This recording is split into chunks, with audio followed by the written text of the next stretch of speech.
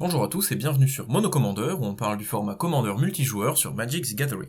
Aujourd'hui, hypé par les spoilers officiels de Kaldheim, on va décaler un petit peu la sortie de la vidéo sur Colphénor pour s'intéresser à un commandant tout juste révélé, Kol the Forge Master, et voir des pistes de construction pour le deck, n'ayant moi-même pas eu le temps de créer une liste entière aboutie. Kol est un nain et guerrier coûtant un rouge et un blanc pour une 2-2, le rendant jouable très rapidement. Il nous dit que lorsqu'une autre créature non jeton que l'on contrôle meurt, si elle était enchantée ou équipée, on la renvoie dans notre main. Sa deuxième ligne de texte donnera +1/+1 aux créatures jetons, équipées ou enchantées. Kol est un des rares commandants Boros qui ne s'intéresse pas directement au combat. Et même si son effet fonctionne avec les équipements et enchantements, souvent favorisant le combat, il permet de faire énormément de value pour cette bicolorité. La deuxième ligne de texte sera celle qui m'intéresse le moins, étant un simple boost si on est amené à équiper nos jetons plutôt que nos vraies créatures, et je ne pense pas qu'il soit intéressant d'en faire un jeu jeton, trop coûteux pour un effet négligeable, mais vous pouvez toujours tenter. Là où Kol est intéressant, c'est pour sa première capacité. On voudra au choix jouer des équipements ou des enchantements, idéalement peu chers et se changeant rapidement de cible pour permettre de remonter nos créatures en main facilement. Le choix le plus simple et évident va vers les équipements qui sont réutilisables sans condition une fois que la créature meurt. Kol est un jeu qui peut se monter combo, et si on souhaite faire ainsi, on pensera à des équipements qui ont un coût d'équipement nul ou de 1 comme Shuko, Lightning Greaves ou Umbral Mantle, qui s'équipent tous pour 0 avec des effets plus ou moins situationnels. On pense aussi à de bons équipements comme Skull Clamp qui permet d'optimiser encore plus la mort de nos créatures si équipées. On peut envisager aussi des créatures coûtant peu cher voire 0 comme Memnite ou Ornithoptère pour des arrivées en jeu infinies très rapidement si on part sur cette optique de combo. Certaines créatures pourront aussi réduire le coût des équipements comme Pure Steel Paladin ou Kazul Tolls Collector. En plus des équipements qui me paraissent quasi indispensables, on pensera aussi à ajouter des outils de sacrifice pour profiter de cette récursion avec des effets ajoutés. Phyrexian Altar et Ashnod's Altar sont assez classiques et nous donneront du mana, parfois suffisant pour relancer la créature qui leur a été sacrifiée, voire même pour en gagner en plus. Goblin Bombardment est un autre outil de sacrifice qui permet, quant à lui, de finir la partie grâce à ses points de dégâts si on peut partir en combo infini, tout comme Blasting Station qui s'engage pour un effet similaire et se dégagera dès qu'une créature arrive en jeu.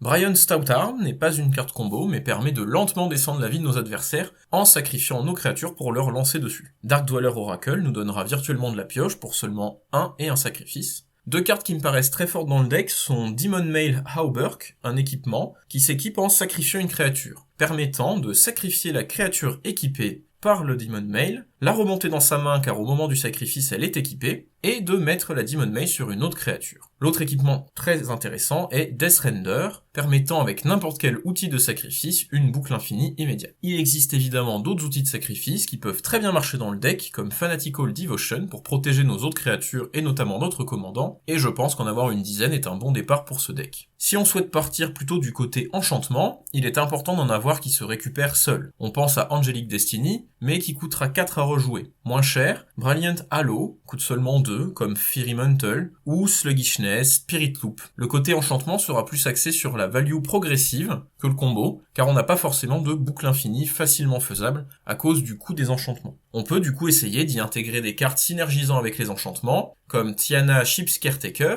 autre commandant de Boros avec un effet de récursion, qui permet de remonter équipement ou enchantement dans notre main quand ils sont détruits, mais aussi Starfield Mystic, qui réduit le coût des enchantements et grossira dès qu'un enchantement va au cimetière, Auramancer, qui remonte des enchantements dans notre main quand il arrive en jeu, abusable avec des boucles avec Kol, ou Mesa Enchantress, qui piochera des cartes dès qu'on joue un enchantement, de façon très similaire à Sram Senior Edificer, qui marchera aussi avec les équipements. On peut envisager un jeu agressif au lieu d'un jeu combo. On utilisera Kol comme outil pour protéger nos bêtes et ne jamais s'essouffler. On peut alors y rentrer des équipements plutôt puissants et des moyens de les déplacer facilement. À vous de trouver les meilleures créatures agressives qui porteront ces équipements. Certaines, comme Prophetic Flamespeaker, paraissent plutôt bonnes avec la double initiative. Dans les créatures qu'on voudra intégrer dans un deck Kol, on pense tout de suite aux effets de mort ou d'arrivée en jeu, qui se verront rapidement répétés. Purphoros God of the Forge semble tout à fait indiqué pour tuer nos adversaires, tout en activant nos synergies enchantement, et est une bonne cible à équiper tant qu'on a la dévotion. Stonehorn Dignitary peut nous rendre presque insensibles aux phases de combat, Duplicante jouera un rôle de gestion à répétition,